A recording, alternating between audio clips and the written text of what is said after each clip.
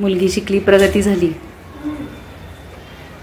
काढ बाळा, बघू येतं का तुला. ही काढू, ही पोळे. ही जास्त वा वा वा, तिला थोडस सुंदर. तोंड उघडलं मग तिने. आता तिला मस्त. आता तिला तुपामध्ये सोडून आता साजूक तुपात मस्त आनंद घेतीये. वा वा, छान काढते आता ती. पोहतीये ती. अशी दाल भाटी करायचा प्रयत्न तुम्ही पण करा. येत नसेल तर प्रोफेसर रेवाताई कुलकर्णी, दयानंद कॉलेज, संस्कृत विभाग यांच्याशी संपर्क साधावा. नमस्कार, बार्शी टुडे युट्यूब चॅनल मध्ये आपल्या सर्वांचं स्वागत आहे. जर सबस्क्राईब केलं नसेल तर सबस्क्राईब करा, बेल आयकॉनवर क्लिक करा.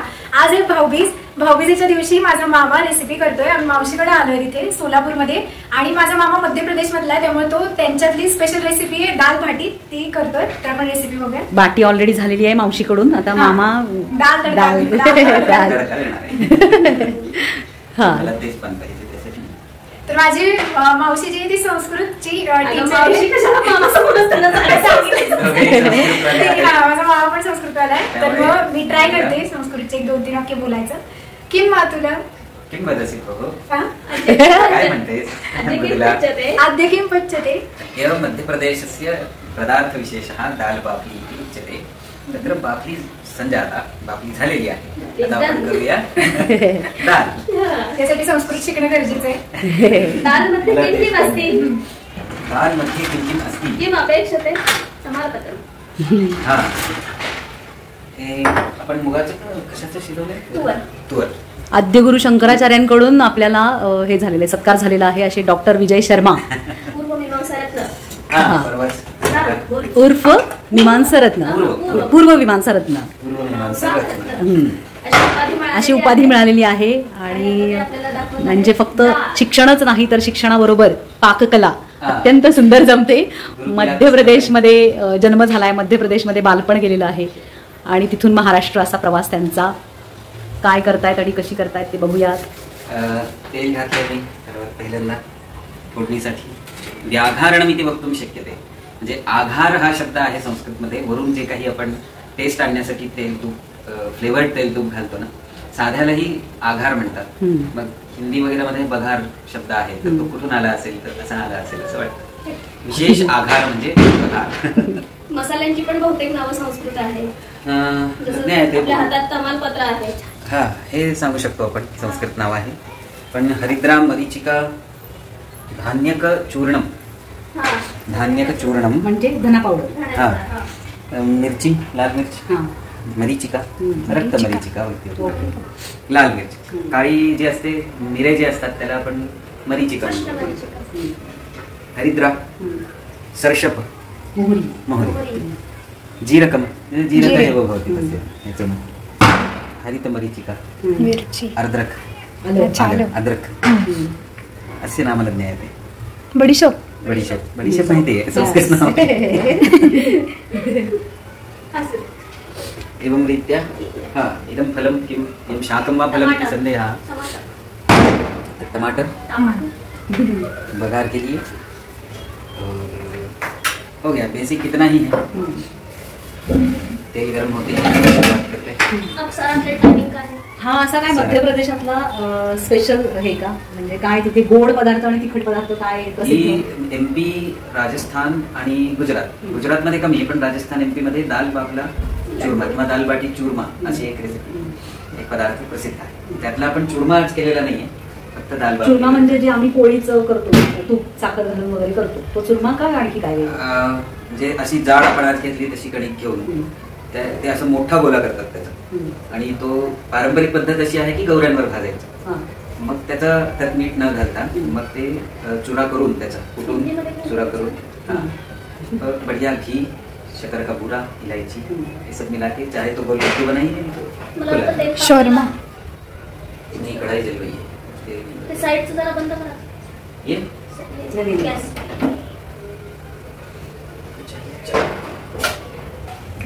पत्ता इथे याद कर ले. परत ठेवून दिले.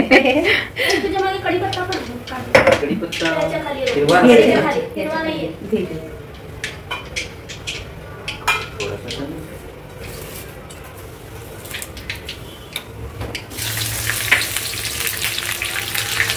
हमारी रेसिपी में हम जीरी चीज़ें पहले डालते हैं, तो ये सूखा मसाला जलता नहीं है, इनको कुछ लोग ये चीज़ें पहले डालते हैं।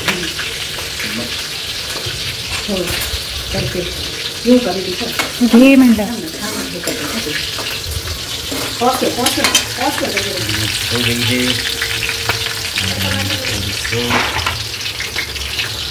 ये है सौंफ। हमारे एमपी में किसी भी बघार में खुशबू लाने के लिए सौंफ जरूर डालते हैं, खासकर पोहे में या कुछ मसाला हो। खुशबू अलग ही आती है ना। हम पूरनपोली में भी डालते हैं, वो तो नहीं अच्छा लगता, लेकिन सौंफ डाली तो भीमसेनी कापूर टाकतो।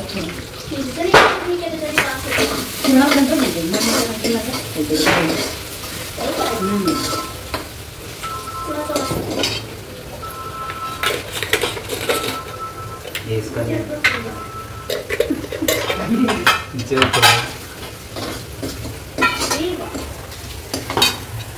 मेरे ख्याल से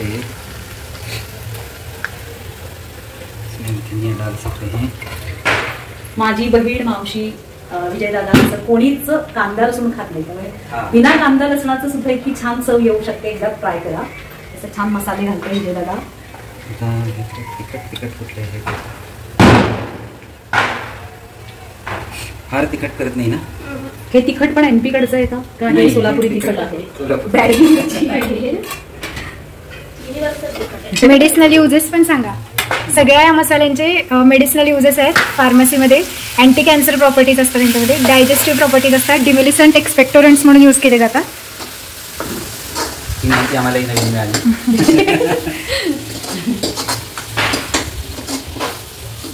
हळद माहिती होतं, बाकीचं नाही माहिती। हळदीत अँटीसेप्टिक प्रॉपर्टीज आहे, पण हे सगळे मसाले जे ते फक्त चवीसाठी नाही तर हेल्थ इश्यूजसाठी पण वापरले जातात। सैंधव मीठ आहे, साध्या मिठापेक्षा सैंधव मिठाचा वापर करा। काळं मीठ म्हणतात असं। साखर खरं तर स्लो पॉइझनिंग आहे, पण अगदी चवीला थोडीशी चालते बरं का। नाही, म्हणून आम्ही रिप्लेसमेंट गोळा वापरतो।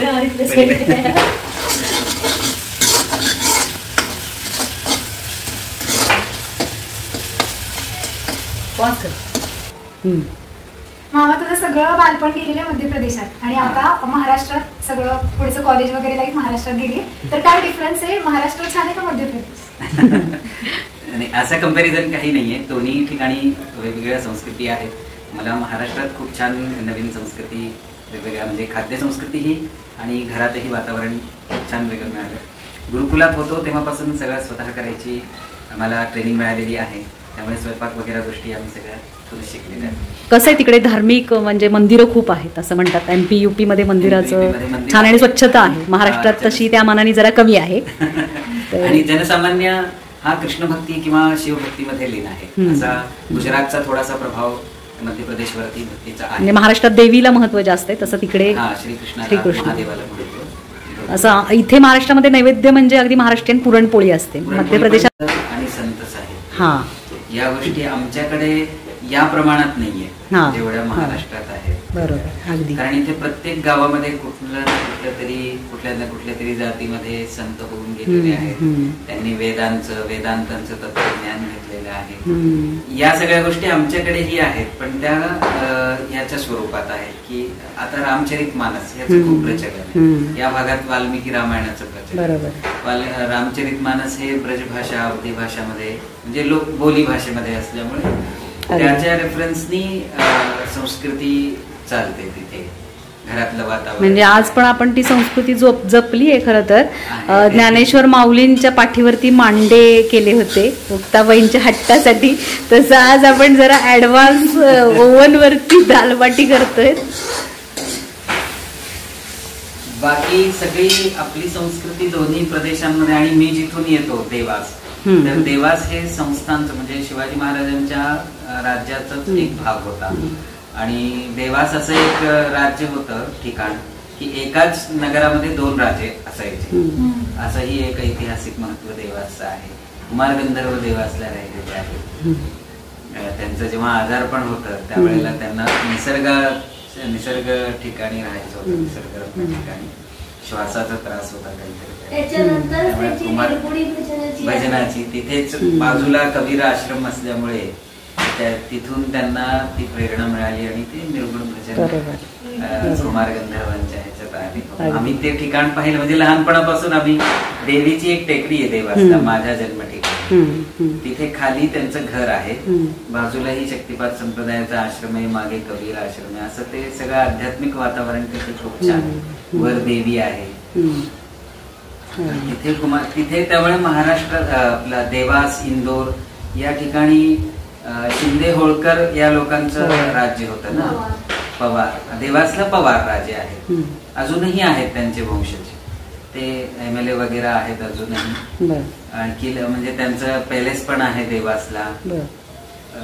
सांस्कृतिक महत्व आहे आणि महाराष्ट्रीयन मंडळी पण देवास मध्ये खूप आहे, भरपूर आहे. इंदोरलाही भरपूर आहे. त्यामुळे ही संस्कृती आम्ही लहानपणापासून खाद्य संस्कृती पाहिली. मध्य प्रदेशातली भाषा कोणती साधारण? म्हणजे मध्य प्रदेश मध्ये आमचा जो रिजन आहे तो मालवा रिजन आहे. मग तिथे गुजराती आणि मारवाडी असा एक मिश्र मालवी भाषा म्हणून बोलली जाते. मेवाडी, मारवाडी आणि गुजराती या सगळ्यांचं ब्लेंड आहे त्या भाषेमध्ये, म्हणजे आपण ती बोली म्हणूया मालवी नावाची. आणि निमाड प्रांतामध्ये तसंच थोडस निमाडी. मग ती भाषा थोडी काय येते का? म्हणजे आता आपण रेसिपी करतोय, त्याची खमंग रेसिपी झाली आहे, याला त्या भाषेमध्ये काय म्हणलं जाईल साधारण? किंवा असं काही थोडी वाक्य बोलून दाखवा, म्हणजे आम्हालाही जरा कळेल. हमने आज दाल बाटी बनाई है. ओके. दाल बाटी बनी है. आज हमारे यहाँ भाई दूज को कार्यक्रम चली रहे, तो पास का गांव से हमारा बहन आया है,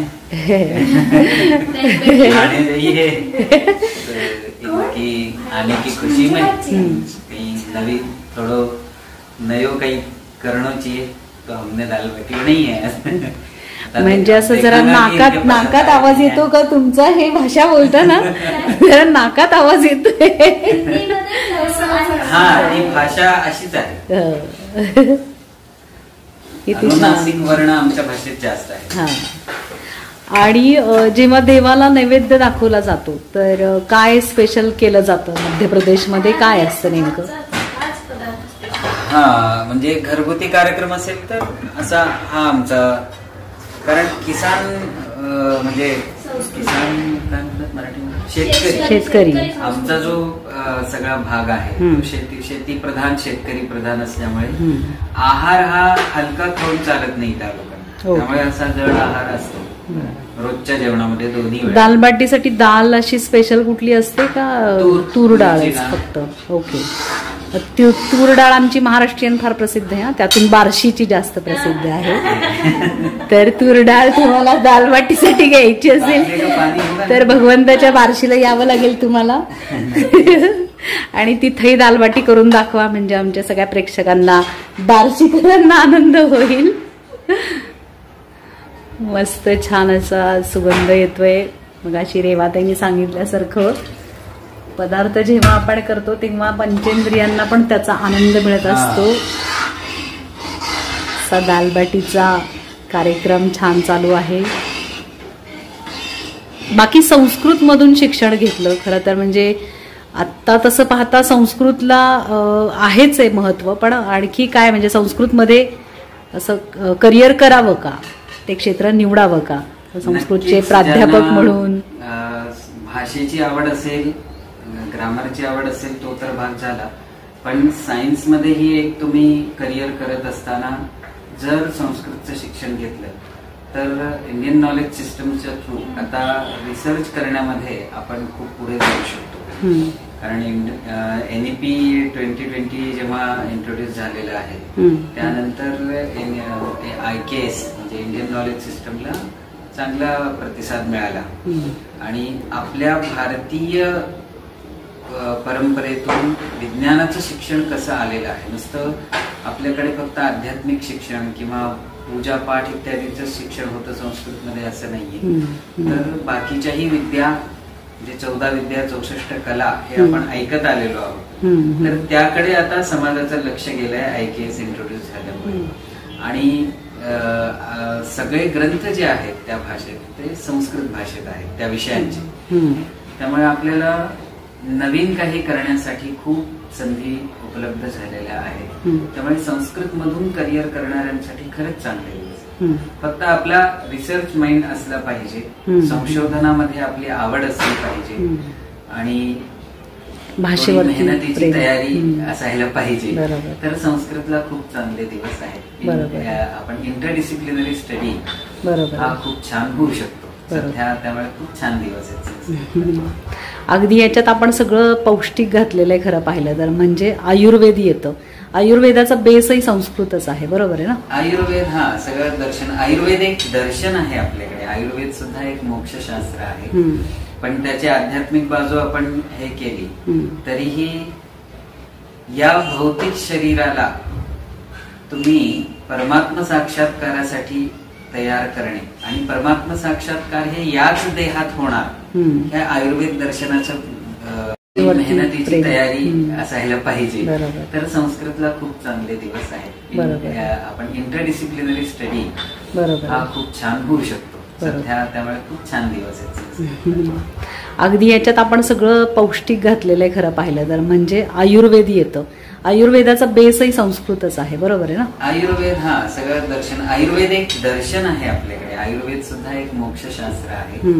पण त्याची आध्यात्मिक बाजू आपण हे केली तरीही या भौतिक शरीराला तुम्ही परमात्मा साक्षात्कारासाठी तयार करणे आणि परमात्मा साक्षात्कार हे याच देहात होणार, ह्या आयुर्वेद दर्शनाचं ध्येय वाक्य आहे.